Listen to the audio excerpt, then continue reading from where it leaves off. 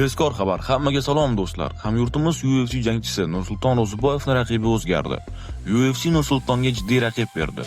Bir kunda 3 nafar o'zbek jangchimiz jang qiladigan bo'ldi. Bular Mahmud Murodov, Said Yoqub Qahramonov, Miravzal Ahsamov. Videoni oxirigacha ko'ring va batafsil videoni bilib olishingiz mumkin. Videoni boshlashimizdan oldin bitta like bosing va biz boshladik.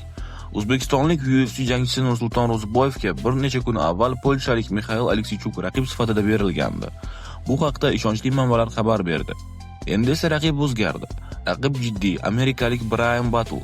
Uning rekordi 12-2. UFC'da esa 7 g'alaba va 1 mag'lubiyat bor. Mag'lubiyat ham hakamlar qaroriga ko'ra. Brian universal jangchi, janglarni parterga olib submission ham qila oladi va nokaut qilish xususiyatiga ham ega. UFC Nursultonni sinash uchun bu raqibni bergan.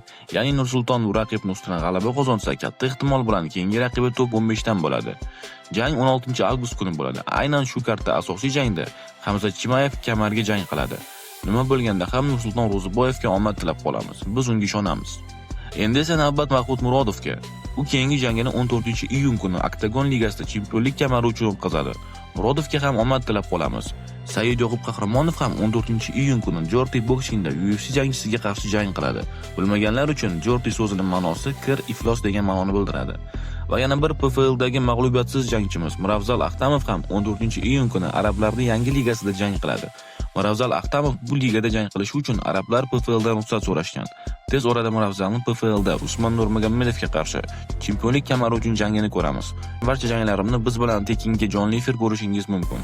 Buning uchun shunchaki bizga obuna bo'ling va opsiyaniyada Telegram kanalimizni qoldirdim. Bemalol o'tib olishingiz mumkin. Telegramda janglarni jonli efir qilamiz. Ajoyib so'nggi xabarlar bilan tanishdingiz. Mehnatimiz uchun videoga like bosing, bizga obuna bo'ling. Kommentariyada o'zbeklarning podдержкасini qanaqa bo'lishini ko'rsatib qo'ying do'stlar.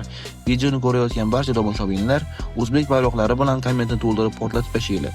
Olg'u O'zbekiston, barchangizga rahmat MMA armiyasi. Tez orada yangi video chiqadi. Sizlarning podдержкалар biz uchun muhim. Barchangizga rahmat.